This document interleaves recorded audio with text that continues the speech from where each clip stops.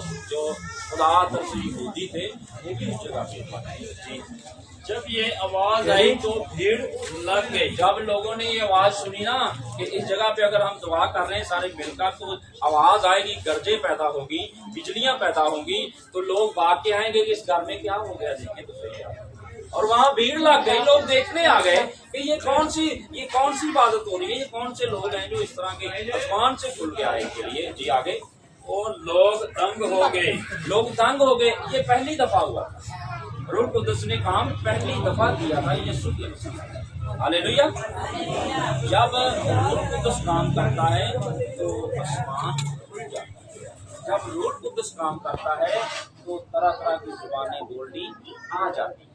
जब रूह कुदस काम करता है हमारे बदन से बीमारियां भाग जाती हैं। जब रूह कुदस काम करता है हमारा ज़हन, हमारा दिमाग बिल्कुल हल्का काम की मुआफ़िक हो जाता है। जब रूह कुदस काम करता है तो हमारा खुदावंद हमारे लिए अपने आसमान को खोल देता है। जब रूह कुदस काम करता है तो हमारा खुदा हमारे लिए आसमान को छोड़कर जमीन पर आ जाता है। जब रूह कुदस काम करता है तो आसमान से वो फरमाता है कि आसमान के तले और जमीन के ऊपर खुदा इंसानों के लिए और आदमी के वास्ते कोई दूसरा नाम नहीं रखा गया। खुदा यीशु मसीह का नाम है जो सब नामों से, उसे वो नाम बख्शा गया है जो सब नामों से आला है।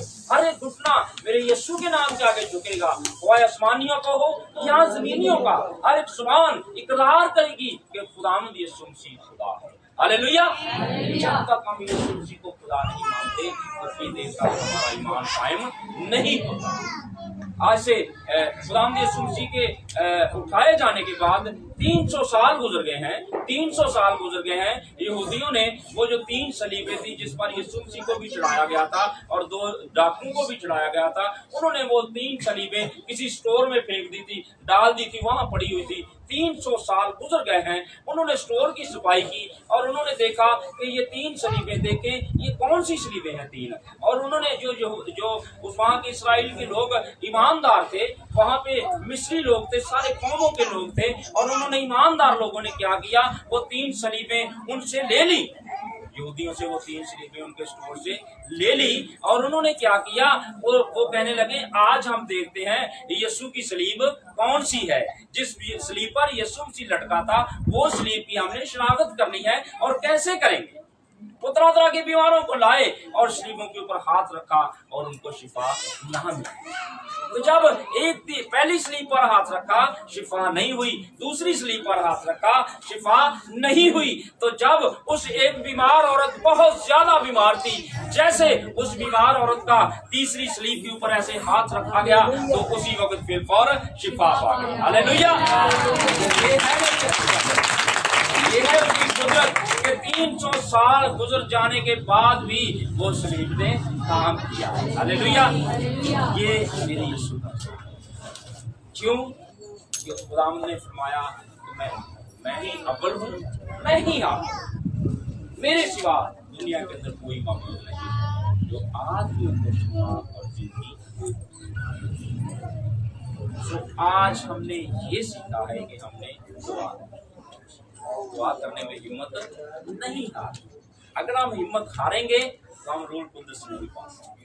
अगर हम हिम्मत नहीं हारेंगे, दुआ करेंगे, पूरी फैमिली दुआ करेंगे, जंजीर बनाकर दुआ करेंगे, और ये ना कहेंगे आधा घंटा हो गया दुआ कर रहे हैं, पूरा घंटा गुजर गया दुआ नहीं पास हो रही। जैसे रूह कुदस आपकी जिंदगी के अंदर काम करेगा तो आप दुआ करते रहेंगे, आपका मन नहीं हटेगा दुआ से। आप कहेंगे कि मैं और दुआ करूं, मैं और खुदावंद के साथ बातें करूं। अगर हम रूह कुदस को पाना चाहते हैं, अगर हम बरकत पाना चाहते हैं, तो यीशु को उसके हुक्मों पर अमल करना।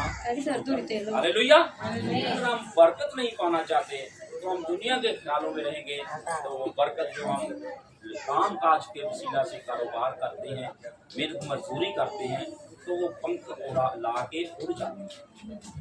वो खुदा कहता है कि मैं तेरी थैली के अंदर सुराख कर दूंगा ताकि जितनी मर्जी तू कमाई लाए, जितना मर्जी तू मेहनत मजदूरी करे, वो तेरी थैली से सुराख की तरह उड़ती जाएगी। भर नहीं सकेगा तेरी मरूंगा मैं तब जब तू मेरे आगे सिजदा नहीं, जब मेरी शुक्रगुजारी करेगा, जब मुझे दिल से कबूलेगा, मैं तब तुझे बरकत दूंगा। शीला से मुझे और आपको खुदा बहुत बरकत दे।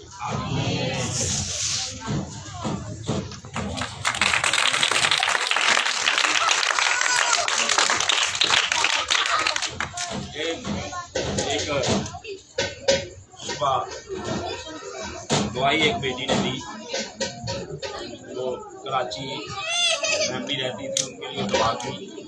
वो बहुत बीमार थी, बहुत ज़्यादा बीमार थी, तो उनके लिए दुआ की। तो उन्होंने सुबह आके ना उनकी फैमिली ने दवाई दी कि जब आपने हमारी खाला के लिए दुआ की, कराची में लगी थी, तो खुदावंद का शुक्र है, वो जब मैंने दुआ की तो हॉस्पिटल से उठकर वो